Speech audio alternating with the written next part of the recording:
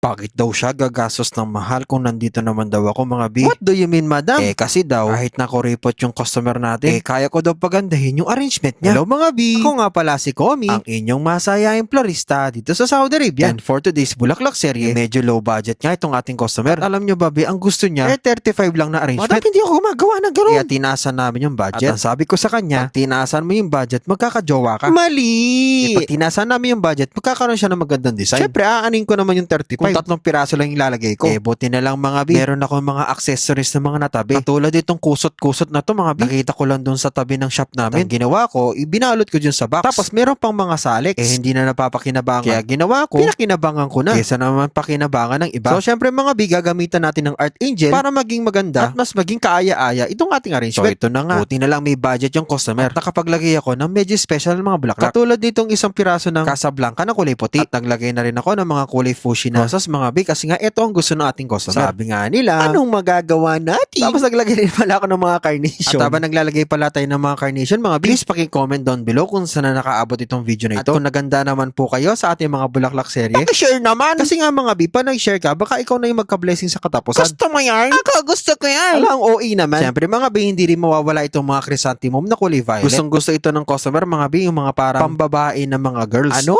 Mali! Mga pambabae na kulay. Fuchsia, white, violet, at light pink, mga double color na mga violet, mga ganun. Daming explanation. Ikaw nga, hindi mo ma-explain na bakit sumama yung jowa mo sa iba eh. Hala, may ads. Hala, mali. So yun lamang mga B, imemegos-megos natin ng mga chrysanthemum. At syempre mga B, habang naglalagay tayo ng limonium na mga kulay puti, abay mag-follow, mag-like, at mag-subscribe. Kasi nga, para lagi kang updated sa mga bago nating post. Alam nyo yarn, yung chismis yarn, sana all. Kaya favorite nyo na rin mga B ha, o kaya notification bell nyo to ha, para lagi nyo ko makikita. Ang baho naman ng hininga. Yes, mga B, naglagay din pala tayo ng mga roscos. Kasi nga ayaw ni customer ng panakip butas. Hindi ikaw to ha, gypsophilia. Kasi yung panakip butas na ikaw, wala nasaktan ala, magpapaskong malamig. Ice candy yarn. Kailangan takpan din natin likod ng ating arrangement kasi baka mapulmonya. O tinitipid tapos magbibigay ng panregalo na 500. Hala, mali. Huwag natin pakialaman yun. Tipid-tipid tapos may pera lang pala. Tsaka na mga bilagay natin itong pera sa bulsa natin. Ay mali. Dito sa acrylic natin na lalagyanan. Tapos lagyan natin ng tali para magpabitin-bitin na mawi-mawi, na mawi-mawi. Ay sorry, mali.